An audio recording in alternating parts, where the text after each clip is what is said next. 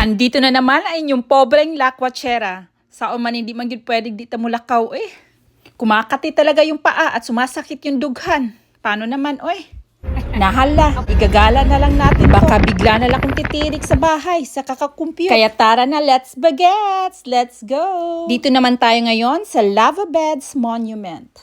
At dahil nga wala pa tayong budget ngayon mag-eroplano, dito lang tayo mag-ikot-ikot sa California. Kung sa bagay, sa mga nangyayari ngayon sa mundo, no? Parang nakakatakot nang sumakay ng eroplano. So, totoo lang. Ay, sa kakadaldal, nandito na nga pala tayo. O, ayan guys, presenting to you the Lava Beds National Monument. To Lava Beds! Ay guys, wala man akong kaalam-alam dito, kaya basahin na lang natin to.